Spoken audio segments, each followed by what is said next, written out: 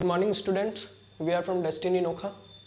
आज हम लोग डिस्कस करेंगे लॉ सब्जेक्ट के बारे में, जो सेकंड बुक है अपने सीए फाउंडेशन कोर्स में, और इसका पेपर लगभग शायद 10 दिसंबर को होगा आपका। इसमें दो पार्ट है। देखो, एक तो बिजनेस लॉ हो गया और एक बिजनेस रिपोर्टिंग एंड कॉरेस्पॉन्डेंस हो गया। इसको हम लोग बोल सकते हैं ये इंग्लिश पार्ट है, और ये लॉ कानून पार्ट, जिसको हम लोग अगर हिंदी में देखें तो हम लोग इसको बोलते हैं व्यापारिक कानून। बहुत ही इंपॉर्टेंट टॉपिक है और आगे बहुत काम आने वाला टॉपिक है। और इसके मार्किंग रहेंगे 60 मार्क्स, इसके 40 मार्क्स। जनरली वो 3:2 में जो डिवाइडेशन रहता है पेपर का, उस हिसाब से है। पहले हम लोग बिजनेस लॉ का डिस्कशन कर लेते हैं। बिजनेस लॉ में ये एक इंट्रोडक्शन वीडियो है। बिजनेस लॉ में हम लोग जो पढ़ेंगे वो क्या क्या होगा: the Indian contract act 1872, sale of goods act, partnership act 1932, limited liability partnership act 2008, companies act 2013।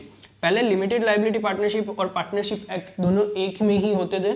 2008 से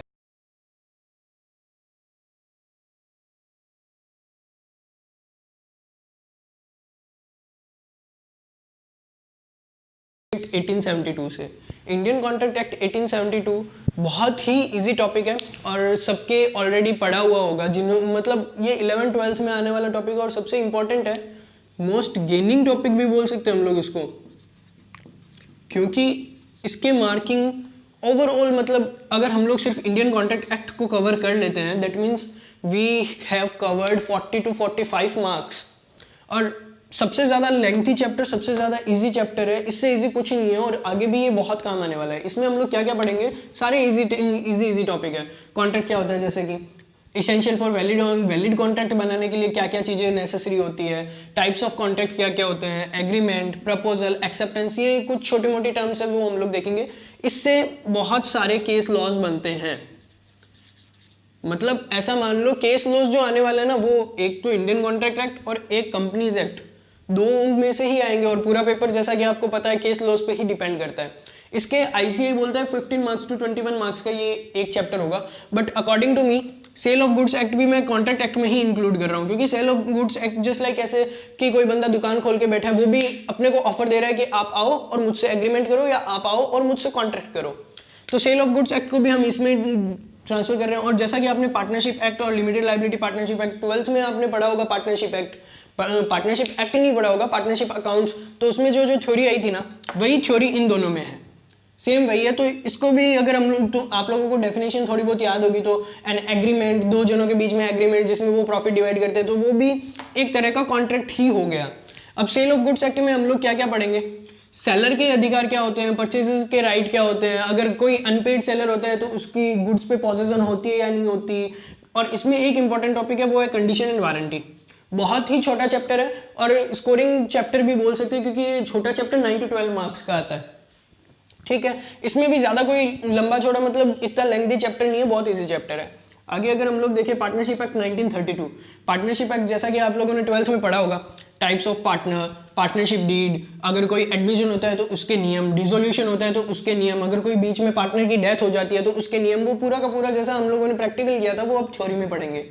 इसके भी चैप्टर इसके भी मार्किंग मतलब 9 to 15 मार्क्स तक बोला हुआ है आईसीआई ने। ये सारा एक में हम लोगों ने कॉन्ट्रैक्ट में पहले इंक्लूड कर लिया, लगभग 45 मार्क्स का। 45 मार्क्स का तो इंडियन कॉन्ट्रैक्ट एक्ट ही हम लोगों ने बना दिया। आगे लिमिटेड लाइबिलिटी पार्टनरशिप एक्ट, इसका भी हम लोगों ने थोड़ा थोड़ा थ्योरी में पढ़ रखा होगा कि अगर एलएलपी होता है तो पार्टनर्स की लाइबिलिटी क्या क्या होती है, वही चीज हम लोग इसमें पढ़ेंगे। उनकी लाइबिलिटी लिमिटेड होती है। और एक जो इंपॉर्टेंट टॉपिक है वो difference between LLP and other firms, चाहे वो कंपनी का हो गया या किसी के से भी डिफरेंस, वो सारी चीजें हम लोग इसमें पढ़ेंगे। और ये तीनों चैप्टर तो बहुत छोटे चैप्टर है, बहुत इजी चैप्टर है। अब जो लास्ट चैप्टर बचा बिजनेस लॉज में, वो है कंपनीज एक्ट 2013। इसमें क्या क्या है, ये भी हम लोगों ने 12th में कंपनीज एक्ट, कंपनीज के अकाउंट्स पढ़े हुए हैं, तो उसमें हम लोगों ने जैसे कंपनी के खाते बनाए, उसी हिसाब से उसमें भी थोड़ी थोड़ी थ्योरी पढ़ी होगी, तो वही थ्योरी हम लोग इस एक्ट में पढ़ने वाले हैं। कंपनीज के टाइप्स क्या क्या होते हैं, प्राइवेट, पब्लिक, लिमिटेड, अनलिमिटेड, वही types of shares, equity share, preference share, उसमें भी इक्विटी शेयर्स के आगे और टाइप्स और प्रेफरेंस शेयर्स के भी आगे और टाइप्स, वो हम लोग डिस्कशन वीडियो में पूरा का पूरा समझ लेंगे। इसमें एक इंपॉर्टेंट चैप्टर और सबसे जो मेरे को सबसे ज़्यादा टिपिकल लगता है वो है कॉर्पोरेट व्हील थ्योरी। और उसके बाद इसमें memorandum of association, article of association, doctrine of indoor management, ये सारे टॉपिक्स रहेंगे। डॉक्ट्राइन ऑफ इंडूर मैनेजमेंट को हम लोग बोल सकते हैं, शायद इसको बोलते हैं स्ट्रेटेजिक मैनेजमेंट टाइप्स, कुछ लोग उसको स्ट्रेटेजिक मैनेजमेंट ही बोलते हैं। ये इतने टॉपिक लॉ में आने वाले हैं और इनकी मार्किंग जो रहेगी वो मैंने पहले ही बता दिया, लगभग 15 के आसपास कंपनीज एक्ट क्या आने वाला है। अब केस लॉज जो बनते हैं ना वो इससे बनते हैं और मोस्ट ऑफ इससे बनते हैं। इसमें भी बहुत से केस लॉ है, क्या carbolic versus carbolic smoke balls, जो हम लोग डिस्कशन वीडियो में आगे पढ़ते रहेंगे। ये हो गया बिजनेस लॉज का। अब हम लोग चलते हैं बिजनेस रिपोर्टिंग एंड कॉरेस्पॉन्डेंस, जो मैंने आपको बताया था जिसको इंग्लिश बोलते हैं। ये इसका मैं ज़्यादा इलेबोरेट नहीं करूँगा, बट एक चीज़ बता देता हूँ, 9th 10th 11th 12th में जो आपने ग्रामर पढ़ी है ना, सेम वही इसमें आने वाली है। जस्ट लाइक कि हम लोगों ने ऐसे लिखना है, ऐसे लिखना हो गया, आर्टिकल लिखना हो गया, और लेटर, एप्लीकेशन, ये सारी चीजें ही इसमें आने वाली है। तो इसको अगर हम लोग ऐसा मानते हैं कि बहुत ज़्यादा इजी है और बहुत स्कोरिंग होगा, क्योंकि ये सारी चीज़ें आपने पहले से ही पढ़ रखी है। तो ओवरव्यू तो ये हो गया बिजनेस लॉ, बिजनेस रिपोर्टिंग, मतलब लॉ पूरे सब्जेक्ट का ये इतना ओवरव्यू हो गया। ये एक इंट्रोडक्शन वीडियो है और इसके बाद आगे हम लोग इस पूरे क्रैश कोर्स को 3 से 5 घंटे के आसपास में पूरा क्रैश कोर्स कवर कर देंगे। Thank you guys.